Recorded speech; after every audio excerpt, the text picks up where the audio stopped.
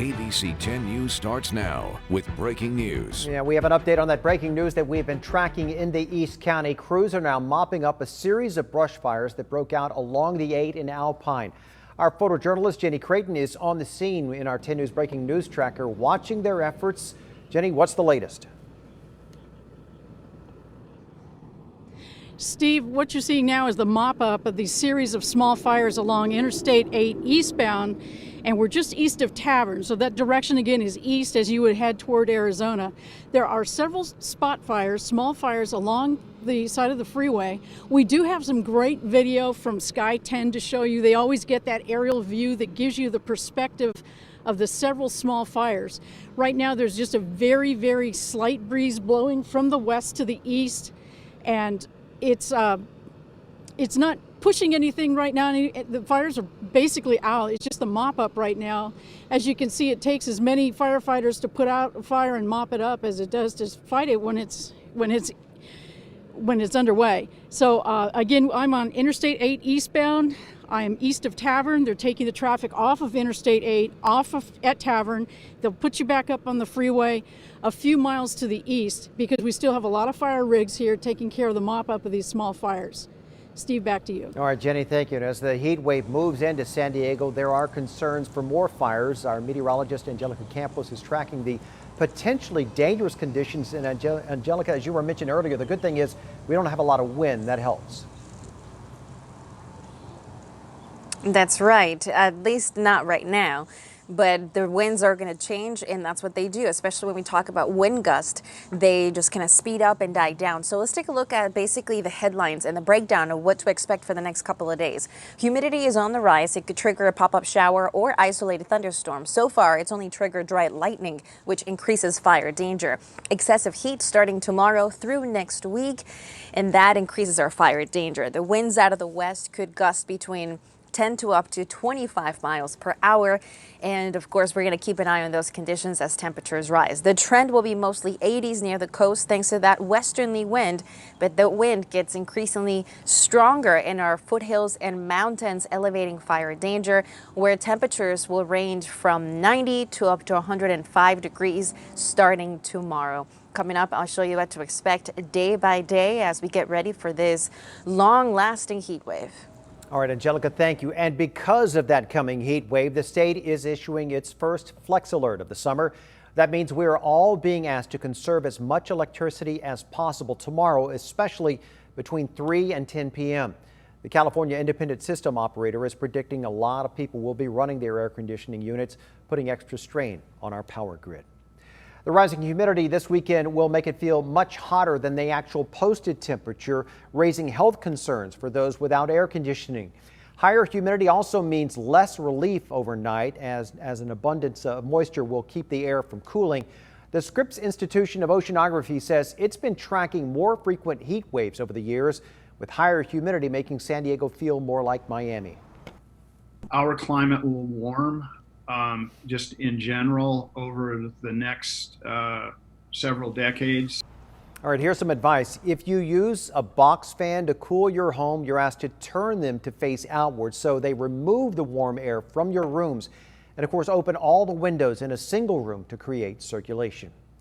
We also have a breaking news update on the ranch fire burning near homes in Los Angeles County. This is in the foothills of Azusa. You can see how smoky it is right now. This is at the southern end of the Angeles National Forest. Now, this started around 1:30.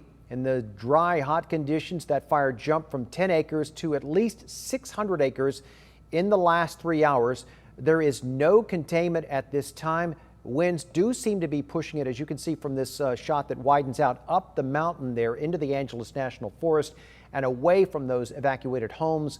No structures have been damaged. No injuries have been reported.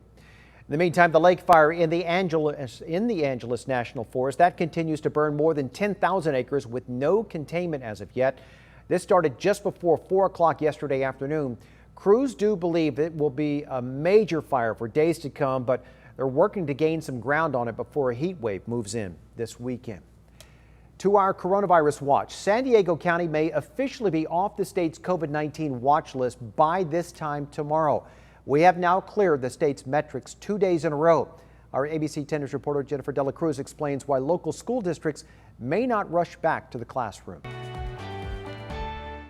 It's a step in the right direction for San Diego County. We can come off the state's watch list if we stay green on all 6 state metrics for one more day. After that, we would need to stay off the watch list for 14 consecutive days before students can come back to campus. The biggest metric our county has been working towards is fewer than 100 cases per 100,000 residents. Tuesday, we were in the red, but Wednesday night, we hit the green for the first time since July 3rd. In a press conference Thursday, Supervisor Fletcher warned we still have a lot of improvement to do. Today represents our second consecutive day of having a case count below the 100 per 100,000 per state guidance. The goal is to have it remain below that. And we have to avoid the temptation or mindset that if tomorrow's numbers are under 100, somehow we feel like we've made it, we're done, we can go back to normal. Once again, if and when the county gets off the state watch list, we would need to stay off of it for 14 consecutive days for schools to reopen campuses. ABC 10 News reached out to school districts to see how this affects their plans. Escondido Union High School, Cajon Valley, and Grossmont Union High School districts all said they would still need some time after being off the watch list for 14 days to bring students back to campus. San Diego Unified says they're using their own criteria that goes beyond the state standards and calls for rigorous contact tracing before they can reopen in person. Jennifer Dela Cruz, ABC 10 News. And our numbers do continue to move in the right direction. Our 14-day rolling average for positive COVID tests is now close to 4.5%. Each of the last 4 days has seen just a 3% positive rate. Now that includes these numbers. Today, the county reported 266 new cases. That brings our pandemic total to 33,659. The county is also reporting 7 new deaths. That brings that total to 615. County officials say that they are cracking down on businesses that break the public health orders, but a lot of people are wondering which businesses have the most complaints and what does the county do about it. ABC 10 News anchor Derek Stahl dug through the data and found just 2 of the top 5 businesses have received shutdown orders. We compiled this list using all the public complaints to 211 from April through the end of July. At number 5, Boulevard Fitness on El Cajon Boulevard.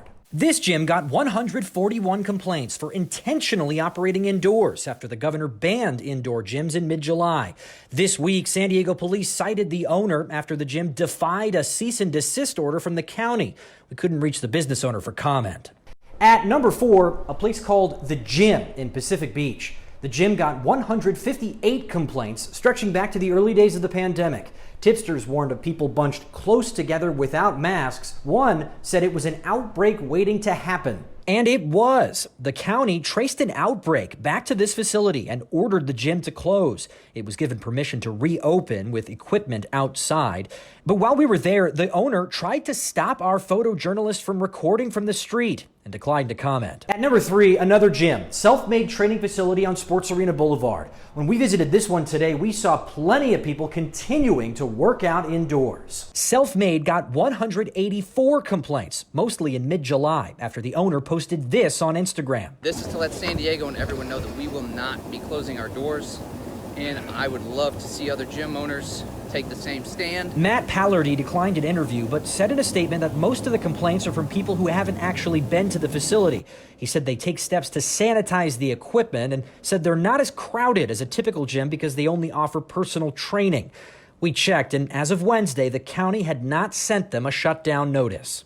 At number 2, a restaurant, Firehouse American Eatery in Pacific Beach. Firehouse got 190 complaints, almost entirely after this video surfaced on Reddit June 29th. Tipsters noted the tables look closer than 6 feet and people aren't wearing masks. But owner Matthew Spencer thinks a lot of tipsters didn't know that masks are not required when diners are seated. It was a little bit of misunderstanding by the public at that time. It was put on Reddit by someone that wasn't there. He says the county only clarified later that DJs are not allowed, and the restaurant has been going out of their way to follow all the rules. Regardless of your political views, I just think you need to follow the rules. It seems to me that following the rules brings the numbers down.